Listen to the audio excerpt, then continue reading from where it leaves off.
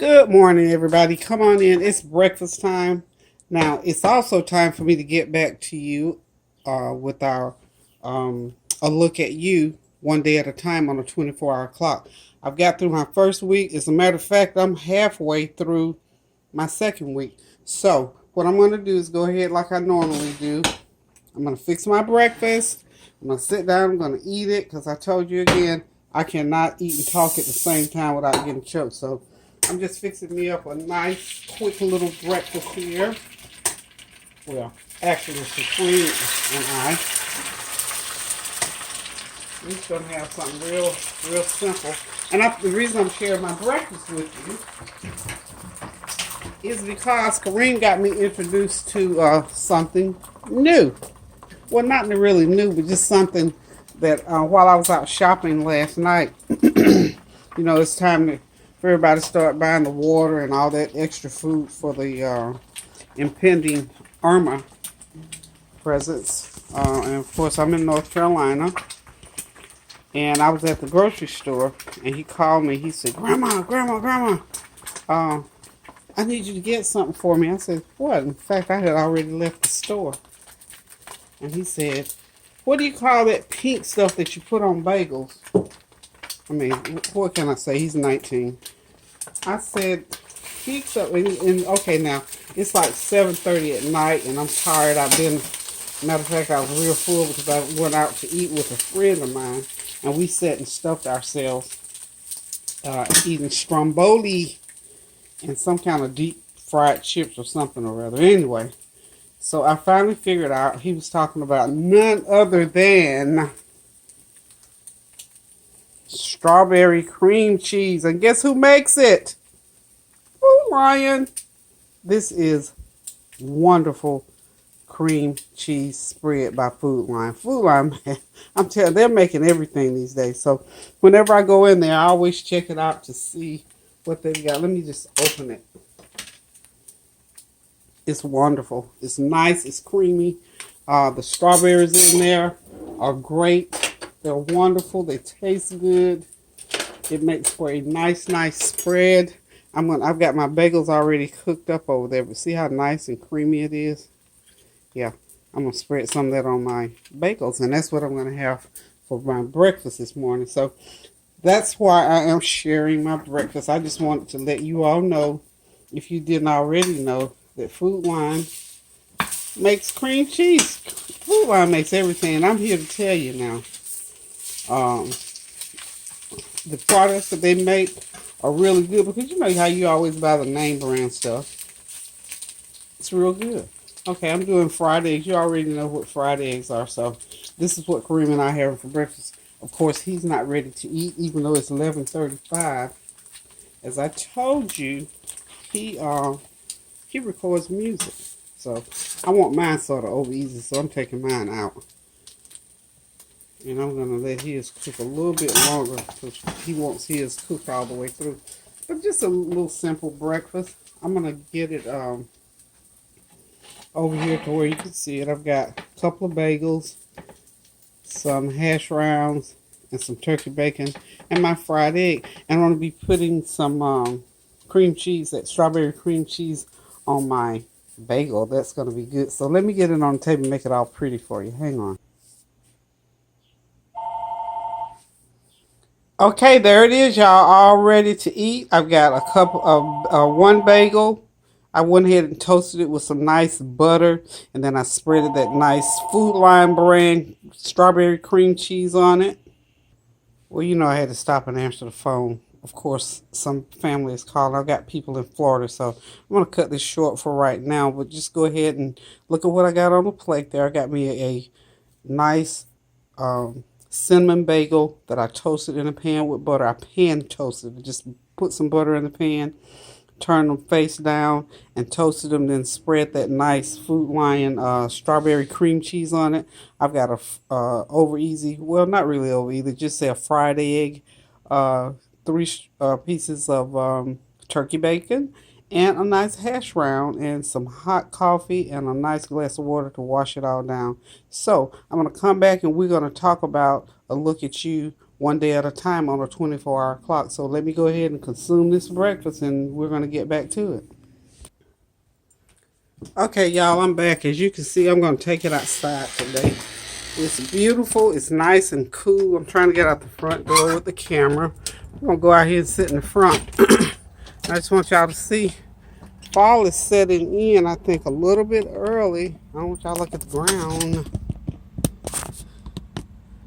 See, the trees are slightly beginning to turn. My grass needs cutting today, but it's rained, and I guess they'll come cut it tomorrow. But the trees are starting to turn a little bit. As you can see, my crepe myrtles are no longer blooming, so I think all the bloom is gone as far as the crepe myrtles are concerned. So I'm just gonna come out here in the front and talk to you and pick back up on I look at you one day at a time on a 24-hour clock. Gonna spend a little bit of time with you. As I did earlier, we talked a little bit about what I was having for breakfast. I hope the sunlight is not too bright out here today, but I just wanted to come on out here on the front because this is the last of what I'm thinking is the last of summertime. So my ferns are doing well. Ferns still doing well, but it doesn't look as vibrant. Little plants over here on the side, they've stopped blooming. So when plants that normally bloom in the summertime quit blooming, you know the summer is about over. And winter and fall and all that is about to set in. So I, for one, am sort of glad because I'm ready for some nice, cool weather. I'm going to try to get over here and hopefully there's not too much of a glare on my camera here. Let's get over here to the settee. I'm just going to sit here in a minute as soon as I feel like I've got it. Yeah, I think I'm going to sit right there. Let me see, let me get it where I can sit right. Have to move it in a little bit closer. You're going to be able to hear what I'm saying. Last time we sort of left off at talking about knowing who you are, where you are in life. So we'll get over here in front of the camera. And hopefully this is going to do okay. I hope that you can hear me. I hope the birds don't outsound me out here today. They sound like they're chirping and talking. I don't know what they're doing. I think they know that it's the end of summer. And also, as part of what's going on, too, we got these storms still raging out there. We've just gotten through Harvey and now Irma. And somebody named Jose is also out there urging Irma on. So I'm thinking Jose is sort of a little bit behind Irma, sort of pushing it and making it a little bit more than what it is. We're still praying, of course, for the people in the Houston area who were heavily hit, and they're still transitioning out of the devastation of Harvey. And in the wake of that, Irma is taking up a whole new battle and sort of going in on some other areas. I've had friends who live in the Virgin Islands and Dominican in those areas, and certainly some people down in Florida. The Florida people are, of course, trying to get away from there. Some to Atlanta. I have a sister that is in Florida, and she is moving toward this way, or toward Atlanta, rather, not North Carolina. But we're just going to keep everybody in prayer, and of course, I'm praying for the people in my town because we normally get hit when those storms come up through that path. So let's just continue to pray. We need to just pray for the world. We got some things going on weather-wise, politically, and economically that we just need to pray about anyway. So we're going to go ahead and get started talking about a look at you one day at a time. And we're going to see where that leads. Going to talk to you 10, 12 minutes this afternoon. And then we're going to move on. As you know, I started my journey on Tuesday, a week ago, Tuesday before last. Not Tuesday this week, but the Tuesday before. So my time was actually up on Tuesday. I'm just getting an opportunity to sit down and talk to you about my first week. And I'm not going to get into any great detail.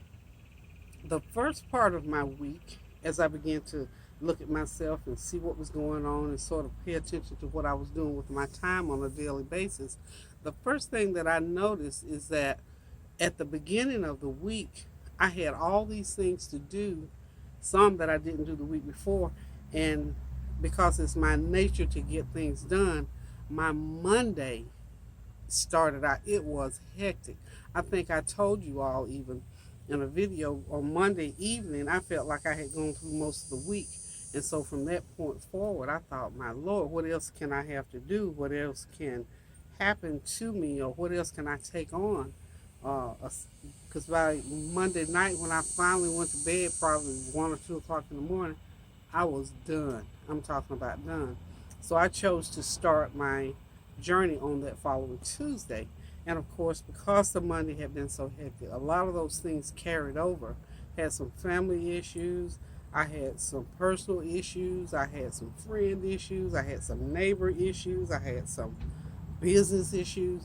But they weren't to the point that I could not participate in or try to deal with or try to help out.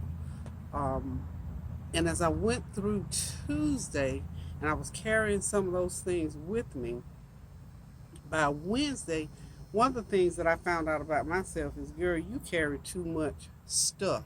So when I looked in the mirror at myself on this journey, I found out that not only do I see the man in the mirror, meaning myself staring back, I'm seeing all of these other distortions or distractions or all these other things are also staring back at me. So it let me know that while it's good to be able to help people and to do things, it's not so good to take on too much at one time because it creates frustration, in some cases resentments, and I don't want to do this. I'm just going to run away and hide from the world. But because it's not my nature, I tend to continue on and do and do and do until I reach my complete, almost complete limit, and I have to stop. So that was one of the things that is consistent about me. I already knew that, but to look at it and see it at face value was an entirely different story.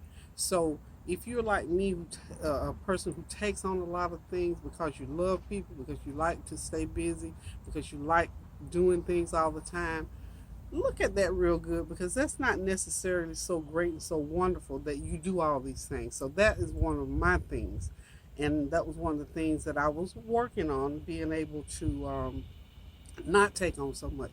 And so with that week's worth of reflecting and looking and sort of jotting down what I was doing on a daily basis, it was a big eye opener, because I'm going to tell you, uh, when you write things down and look at it, it's a different story. That's why making plans and planning things out is so good. And I'm going to have you look at my calendar book here. Okay. This is, hopefully, this is a pretty good view. But if you can see when I started out in the beginning, I'm praying you can see this. Okay. And if not, I'll just describe what's going on here. Uh, this was my Monday, and I just started writing a few things down. Then when I got over here to my Tuesday, I had lots of things, and all the way over here, Tuesday, Wednesday, Thursday, Friday, all of this stuff, I was just going 90 to nothing, just doing. So Friday, okay, by Saturday and Sunday, as you can see, it's sort of thinned out. See that? It's sort of thinned out. Because you know what? Ooh, excuse me.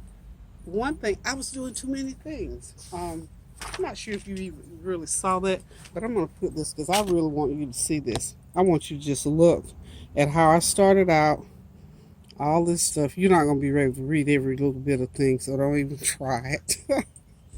And then by Saturday and Sunday, you see how thin you see those lines?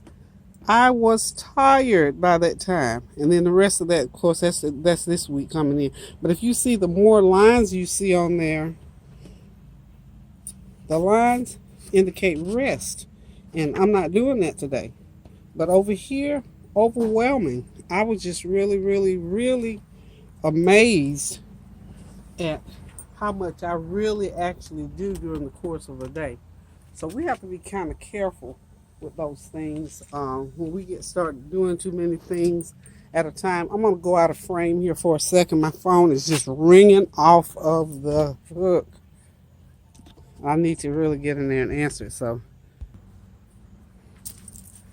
okay, y'all, I'm back. You know, that phone, I have to, I'm almost scared not to answer my phone. I have to know where my kids are and what's going on with them. So, that's one of those other things. I just jump to it just anytime I think I need to. But anyway, that's a family thing. Um, so anyway, back to what I was saying. As we look at what we do on a daily basis, and especially once we start to journal it and chronicle it, then I know that we have to go ahead and get some things going, and sometimes we have to pull back. So my thing is know when to hold them, know when to fold them, know when to turn them in. And that simply means you have to know when to just keep some things at bay. You have to know when to sort of tuck it away. And you have to know when to just go ahead and let it go. And those things are hard, especially when you're dealing with family issues or personal issues, health issues, issues of the heart. So we have to figure out in those times when we look at ourselves one day at a time on that 24-hour clock, we have to establish where we are, first of all. In journalism, or what have you learned when you first start writing, in which I first started writing when I was in seventh grade? You have to, the who, what, when, where, how, and the why. Once you learn that about yourself, then you can sort of put into perspective the thing that you need to do. Now, as I shared with you last time, someone gave me some feedback telling me that they were the type of person that was on a schedule. They had to write it out, and that was what it took for them to stay on task to do what they needed to do. Well, I'd have a hard time doing that because I have too many people in my life right now. It may get to that, but I have too many people in my life that depend on me for too many different things and too many personal things of my own that go on to be on that rigid schedule like that. Now, for some areas of my life, I can be like that. For instance, when I was working, I had to be on a schedule, so I knew I had to get up, go to work, put in that 10, 12-hour day, come home. I had to cook dinner. I had to be ready to fix up, what was going on in my household for a week if I had to go travel for a week to go do some training or whatever. So that was a schedule I had to keep. But that schedule in and of itself, it did the dictating because that was my paycheck. So I knew I had to do that. So now that I've got all this free time, since I'm retired, I find myself doing stuff that, Lord have mercy, when I started to look at all of this stuff here, whew, I was doing a lot of stuff. I was doing a lot of stuff. And I'm thinking, as I share with you, I stay up all times of night. And rarely do I stay in the bed past 8 o'clock. So if I go to bed, say at 1, 2, sometimes 3, I probably get anywhere from 4.5 to 5 hours of sleep. And for the longest, that's what I've operated on, is about 5 hours on average, about 5 hours of sleep, which at my age especially is not good. And I don't imagine it's good at any point in time, but that's the thing that I'm still trying to work on. If I'm very, very tired, sometimes I cannot relax, and so I have to wait until I can settle down and relax before I can actually make up my mind, just go ahead, lie down, go to bed, go to sleep, and get that 8 hours that you need. So I'm still working on my 8 hours. But anyway, back to these specifics in my on my calendar, the things that I jotted down that I did. Of course, you get up, sit on the side of the bed for 2 or 3 minutes, and you thank God for waking you up and just starting you on your way. I always do that routinely every single morning. So within 10 minutes after I awaken, I'm up and I'm moving. I'm making my bed.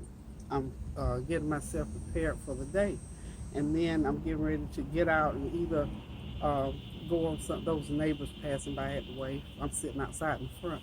Anyway, I have to get up and get myself started. Um, So I noticed that that routine is always the same. That routine is every morning. Every morning here, so I woke up, prayed, thank God for waking me up, thank God for a beautiful day. I look out to see the sunshine. So across every one of these days, I see that I did that, and I'm glad that that's something that I continually, consistently acknowledge as I start my day. Then the other thing that I do, of course, I've always got food on my mind. So if I'm here by myself, some mornings I know that I have to eat. So I always make sure that it's sometime between, because I don't like to eat very early morning breakfasts. So somewhere between 10, 9, between 9:30 and 11:30, I'll get me a good breakfast going. And if someone is here, of course, I cook earlier. And Kareem has been with me through this time frame. So I find myself up cooking food. Sometimes I ran out to the store, went to the bakery, went to the dollar store, picked up some tissue, um, looked at a couple episodes of Tyrants. By the way, I binge watched that all the way through to wherever it is now. So I watched like I think three whole episodes, chapters, or whatever of that. So I finished that. That was my Tyrants week. I washed a load of clothes. I looked at some TV. I folded the clothes. I made a video of what I cooked, I think, that day. So I edited that. And then I talked to my son on the phone. And right here it says, well, I didn't even realize that. I went to bed at 2:30 a.m. So that was my Tuesday night. I went to bed like 2:30 a.m. Wednesday morning. And let's see what happened that Wednesday morning. Let's see. I don't say what time I got up, but like I said, I rarely am in bed later than 10. So I'm sorry, later than 8. So I'm thinking about 8:30. I was up and I was at it again. I prayed, prepared breakfast. I listened to some of the news because, of course, the Harvey storm was still raging in Houston. I did another video. I edited it, and Wednesday it was a really great day because what I did on Tuesday, as I've told you, Kareem is sort of hanging out with me a little bit. So we went job hunting for him. And we went job hunting that Wednesday morning. We got up on Wednesday morning. Okay, let's back up. My daughter works in Greenville and her car's not working right now. So Greenville is about an hour away. So I got up, took her to that uh, to that particular job, and I came back. Probably got back around 10:30ish, and Kareem wanted to go job hunting. So mind you, so I had by at that point I had been up since 6:30 because she had to be up there, I believe, at 8 o'clock. Anyway, so when I got back from that, took Kareem job hunting, and so we're on the move. So because of the type of job that he was looking for, it was one of these. It was not necessarily a temp agency, but one of those job find agencies, something like that. So went did that. That went from 10:30 to 1:30. Then he had to be back to a job that they had found him at 5 o'clock. So we had to go find a shirt, find a place, and we went through all of this. Now, to back up even a little bit more, so when I first started this journey, I mentioned to him that, because he asked me, Grandma, what are you doing? And I said, well, I'm doing this video about looking at myself and what I do on a daily basis, one day at a time. He said, oh my God, really? You gonna write all that? I said, yeah, I'm gonna give it a shot. So, okay. And as we're talking, I got to talking to him about doing things for people, about self-control, about, all these things that you need to be aware of about yourself. So I try to practice as much as I can what I preach.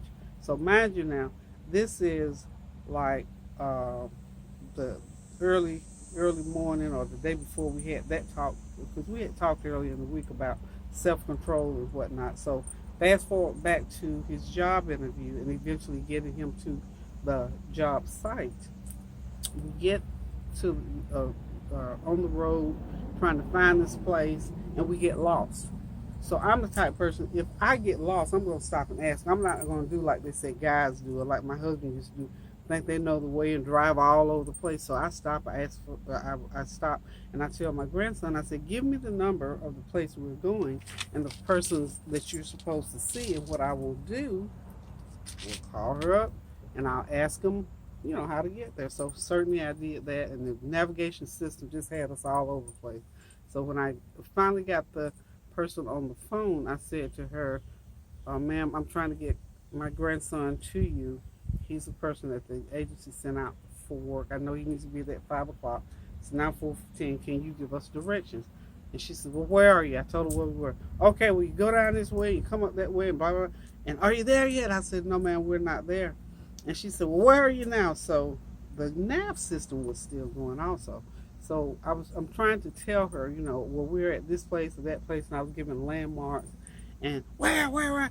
And then she hauled off. You won't even believe what she said to me.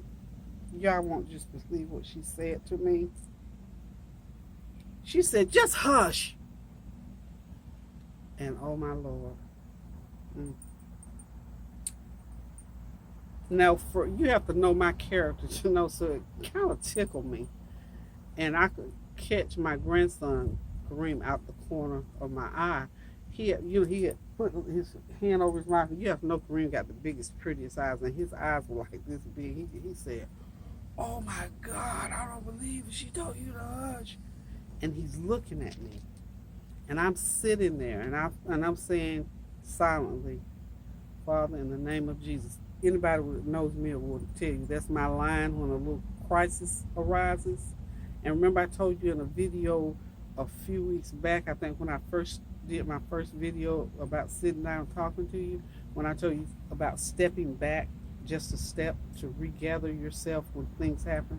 So that was what I was allowed to do by the grace of God. So I stepped back a notch, and in that moment, in that second, all the things that I wanted to say to her came to my tongue, but it wouldn't come out my mouth. So I said I wanted to tell her some things.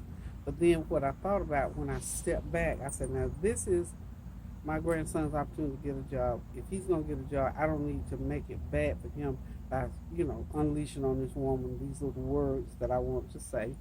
So I decided, okay, so I said, okay, now, can you give me directions? And she said, yeah, I'll give you directions. So she rattled off these directions, so I started jotting them down. And Kareem is still, now he's looking at me. And it only took maybe a couple minutes to get around to where the actual job was. So when we pull up in the parking lot, I see this woman standing up by the building. And I looked at my grandson and I said, I bet you that's the woman. And she was smoking a cigarette. She had on a little uniform and all this kind of stuff. And I said, I guarantee you that's her. And so my grandson said, well, what you gonna do, Grandma? I said, I got this, don't worry about it. So when we pull up into the parking space, she was maybe 10, 15 feet away from me. So I rolled my window down and I leaned out the window and I called her name. And Kareem repeated, Grandma, what you gonna do? I said, I got this. So when I called her a second time, she turned around and walked over to the car. I said, well, hello. I said, I told her my name. I said, I'm Kareem's grandmother. I said, I'm also the person that was just on the phone with you getting direction. And she said, oh, okay, yeah. It's hard to get over here because when they redid the road and she went through all that gambit. And I'm thinking, so as she's talking and I'm thinking, I could feel myself just downshift. And I knew in that moment, this lady had issues. She didn't want to be there. She was in charge of a work crew. She didn't have but half of a crew. She was the supervisor. It was late. Her feet was hurting. Somebody had shown up to work. Because in that moment, she began to tell me, yeah, well, come on, because we got to get moving. We got to go do this and go do that. Got to go. And they had to go to the next little town and whatever to get where they were going. And she was just ran all this stuff. So I just listened to her. And so she will excuse me and she walks away from the car. And then my grandson has yet another look on his face. And I said to him, Kareem, okay, well, what's up? Because I already knew what I was thinking. And he said, I don't know, Grandma. I said, you don't know what? And he said, I don't know, Grandma. I said, okay. I said, and before I could catch myself, I said, what you probably don't know is whether or not you're going to be able to work with that personality. And he said, that's it. He said, I don't know if I can do that, Grandma. He said, and so he was still on this thing by her telling me to hush. He said, she told you to hush. Man, what is that? I said, well, I understood where she was coming from, even though it was just not something I would tolerate. But I knew where she was coming from. Overworked, stressed out, didn't want to be there. And let me tell you, people who work in food service, construction, and manual labor like that, unless the situations that they're working under are ideal, they're very frustrated people. And I understand that because I worked around that long enough to know what stresses people out when it comes to work. Because my thing is always learn how to do something you're going to love to do, even food service, but you got to be in the right atmosphere. So he said, well, I don't know. I said, okay, young man, let me tell you this right now. It's about a 25-minute drive to get from here to home. So you make up your mind what you're going to do right here, right now. If you're not going to accept this job at this point, I want you to get out the car, walk over there, and tell the lady that you cannot. And I said, I want you to tell her why. Don't just say you're not going to do it. I want you to tell her why you feel you can't do it. And so he said, for real, Grandma? I said, for real. So he said, well, what do I need to say? I said, you need to tell her just what happened.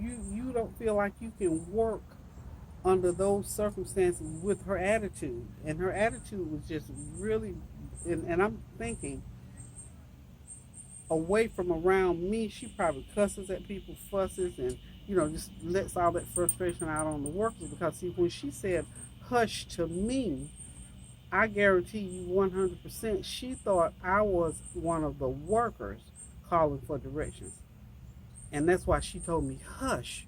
Because the look on her face when I pulled up in the parking lot and told her I was Kareem's grandmother, her demeanor changed. But she thought I was one of the workers, so that let me know how she treats the people that she supervised. So I told Kareem, I said, listen to me. If you want to, because he wants a job, he needs a job. I said, if you think that you can deal with that personality and stay here and work, I said, then that's what you need to do. He said, no, ma'am, I cannot do it. He said, she's not going to be able to talk at me and, holler at me and talk, do it. He said, because, Grandma, what you just did, I couldn't do it. He said, Grandma, he said, I just couldn't do. He said, and then he said, that's what you were talking about yesterday. I said, yeah. He said, yeah, self-control. I said, that's it, self-control. He said, I wouldn't have been able to control it like that. I said, well, one thing about it, baby, you better know one thing. It took a lot of me and Jesus not to say. I said, it wasn't because I didn't want to say it. It was just that in that moment, I thought about you. I'm thinking about this is your job, this is your opportunity, and I wasn't going to ruin it for you. I said, so I could swallow it because I don't have to deal with this woman beyond today. So he said, he kept saying all the way, and then of course, riding along home, we discussed it. But needless to say, he went ahead and he went over, he did too. I watched him. He went over, he said, and I won't say her name. He said, I won't be able to keep this job because of the attitude and the atmosphere. I said, make sure when you're not going to do something, if you're going to call people out, let them know why you ain't doing the thing. So he told the atmosphere and the attitude. So pretty much that was the end of that situation. But because my kids and I always keep it real with each other and we like to laugh and talk and joke. So all the way about half of the way down the road, my grandson looked at me and said, Grandma. I said, what? He said, hush. So that's a little joke now. We do the little hush thing.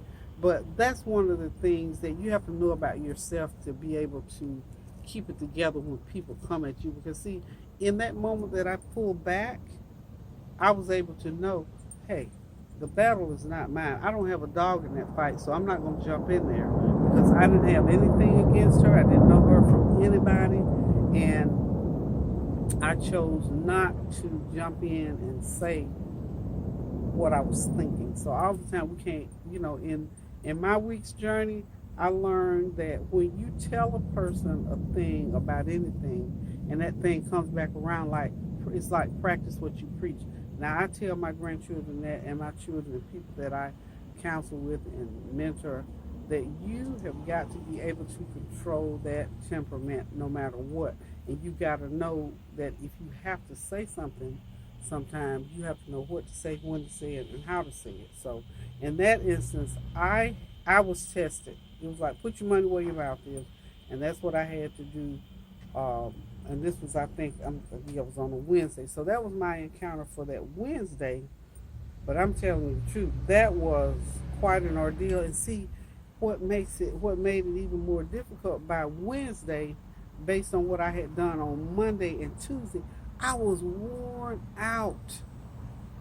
But by the grace of God, I persevered because I know me well enough to know that even on my best day, things can come my way that will just kick me in my stomach.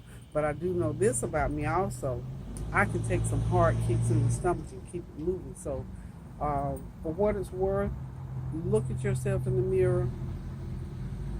Ask yourself, who am I? What am I? What do I want to do? What do I want to do out of life? Do I have to do this? Do I need to do this? Do I not want to do this? And the ultimate question, am I going to do this? So, um, a look at you one day at a time on a 24-hour schedule requires that you pay attention, that you maybe even have to, like me, I have to take me a few notes here to kind of sort of know what was going on. And I'm telling you, that for that first week for me was a very telling week, but it let me know that while there were some things that came at me that don't ordinarily come at me, basically I handled things the same way. Maybe I have to pull some things out of my bag of tricks every once in a while. But basically, I do the same thing. I get up in the morning, I thank God, I pray, I cook, I do all of those basic things in the morning time. So, in other words, for me, it's about my foundation. I have an overall foundation, and I have a daily foundation because it's almost like I have this little routine. Maybe some of the stuff I might need to go back and relook and see if I need to do some things different or anything like that. But for the most part, um, I'm telling you, I did a lot of things by on these days here with all this writing in here. So Thursday, it was I was doing a lot of stuff. No, wait a minute, I got my days confused. Wednesday was the day that we went for the interview. Thursday was the day that all this stuff happened. So Wednesday wasn't too bad. I did a lot. Okay, I'm sorry. I did a lot of errands, read emails, and all that kind of stuff on Wednesday. I was sort of resting from the Tuesday and Monday, but that Thursday was the day that I went through all that stuff with the supervisor at that job. So I still came home that evening once Kareem and I got in. He went and hung out with some of his friends. I see that I cooked dinner. Um, I cooked a light meal. And that night, how about this? I got in bed by midnight that night, so I was tired that night. I was worn out, so that was on the Thursday. So I got into bed at midnight. The next day was Friday. I got up. Oh, that was my house cleaning day. So I guess I got enough oomph out of Thursday to push me into house cleaning. So I cleaned house. Usually I spend about 4 hours depending on what I have to do. So I got up. I always do my hair first, get my hair ready just in case I have to jump up and go out. So I always do that. So um, I did some housework. Let's see. Yeah, did housework. Uh, Went grocery shopping after I did my housework. Came back home.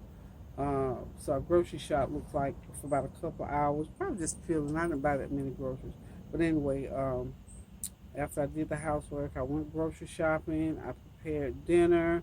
I watched TV um, till about 9:30. Oh, and something funny happened. I heard the doorbell ring. My grandson heard the doorbell ring. So I always, the way my house is situated, I was able to get up and look. I can get up and look out the window to the side and see who's at my front door. So when I looked, there was no one there. And then before I open my door, I always say, "Who is it?" So then I walked down the stairs to the door and I said, "Who is it?" But nobody said anything, so I called twice. Now you have to know me. If anything strange is going on in the neighborhood at my resident or the neighbor's resident, guess what I'll do? 911. Oh yeah, I will 911 you right now. So needless to say, when nobody said anything and Kareem was down there, I mean, you would have just laughed so hard if you had seen the two of us. Kareem, when he hears the door, he said, Grandma, somebody's at the door. I said, I know, I'm asking who it is. So he said, well, did you see? I said, no, don't, he knows, don't open my door. So we both stand there and I'm hollering, who is it? Nobody said anything. And I thought, and he said, now, Grandma, I know I heard that doorbell. I said, well, I know I did too. Nobody said anything still. So, of course, I dialed 911. I don't know what was going on with my phone, but I had to do it 3 times. And then the third time I did it, I thought, well, darn, I don't hear it ringing. So it rang back, and the police was on the phone and said, well, ma'am, did you die? I said, well, yeah. Somebody was at my plant, my doorbell. I need y'all to come out here. So they did. Needless to say, very nice young man came out, checked the house, didn't see nothing, and so we were okay. So the funny thing happened that next Saturday. Okay, Saturday was pretty routine. Woke up, of course, praise the Lord, fixed a meal, cooked breakfast and lunch, took me a nap on Saturday, watched TV, and then I cooked 3 times that day. I cooked some chicken and rice, and about 6 or 7, my neighbor came over, and she said to me, Miss Howe, I just came over to say hi to you. She said, I came over last night and rang your doorbell, but nobody answered. How about this? It was my neighbor, so I got so tickled, and we had the best laugh. I said, now let me tell you something. Do you know you almost went to jail last night? She said, what in the world? I said, honey, when I went to the door and nobody said anything, I guess she walked off because she said she thought I might have been resting because the lights were off. I said, no, we were in there. I said, Kareem and I heard you. I said, so we 911'd you. So I'm glad she had gotten in the house before the cops came and she didn't get arrested. But anyway, like I say, anything weird going on around my house, you can believe, honey, I would dial 911 in a heartbeat. So that brought us to Saturday. Like I say, Saturday was a pretty relaxed day. Relaxed, watched TV, went to bed. I didn't write down what time I went to bed, so finished, cook. I'm looking at this day, so usually probably midnight is as early as I'm going to go to bed. Sunday, of course, got up. Kareem and I went to church. He was here with me still, so we went to church. Um, and then I, of course, came back. We do the show on Sunday for Sunday dinners. I came back, watched TV some more, relax, just hang around the house day on Sunday. And my little 18-month-old Nori came, and of course I chased him around and picked up stuff behind him and played with him, and we cooked dinner. And my little Lauren came, and she stayed with me. Lauren actually stayed till Monday because Monday was Labor Day. So I had the kid. So Nori and Lauren and Kareem were here. Some of Kareem's friends came over and they hung out for a while. And I can't remember if they ate or not. I don't know. But anyway, he had company and just sort of a hang around the house day. Do what we normally do every Sunday. We don't do a whole lot. So in the bed by 1 a.m. Of course, back up at 8:30 Monday morning. Got dressed, made breakfast. See, this is basically my routine. Praise God for being alive again. Watch some TV. Monday looks like I relaxed a lot because that was a holiday. And I decided I'm not cooking. So Tanya called to see if I was cooking. I told her, no, I'm not cooking today. One of my friends came by and so you just sitting and I'm having food cooked. So I got up to make this huge pan of fried rice because Tanya said, well, Mom, let's go out to eat. So Tanya and I went out to dinner on Monday for the Labor Day since I didn't cook. So I did fried rice. And my girlfriend came over earlier that day because we didn't go to dinner, I think, till 6:30. So up to 6:30, I had company with my girlfriend. I made the fried rice. Of course, did a big cheese tray thing. We sat around and ate on that. and she ate some of the rice. And Nori came over to see me, and of course I fed him, and Kareem ate and all that kind of thing. So 6:30 we went out to dinner, and we were out to about 8:30. So came back home, of course, watched TV again. So that took me through my first week. So again, what I noticed about me is that I basically have a routine that I go through, but I also notice that I allow things, all these things to pile, and I get them done. Um, but I want to not do so much. So I'm going to be working on trying not to do so much. And I've noticed, through this week, I've not done as much because my lines are not. I've got more long lines, which I'm saying those lines represent rest time. But when I got all this writing, that means I'm doing all this stuff. So I've done some things. I've been. I have one individual that I'm helping, so I've sort of been playing phone tag with him. Didn't go into the office too much, but I'm not gonna get into next to this week since we're dealing with last week. So we will talk about this week next week. So that's the end of my last week. Hope that those of you who were on the journey with me, that you had some interesting things and that you had some revelation. Like I say, my big revelation for me was that number one, when I look at myself in the mirror trying to see me, it's hard for me to see just me because of all the other things that are in there. So I'm working on moving some of those things off to the side, even if I have to make a picture frame out of it. Because I know full well all those things are never going to completely go away.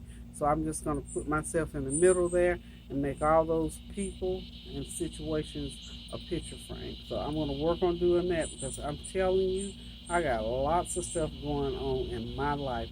So give me some feedback and let me know how you did with your first week if you took this journey. So love you guys. Continue to pray for our sisters and brothers in Houston and also the people in Florida as a result of Irma and Jose, and pray for us here in North Carolina.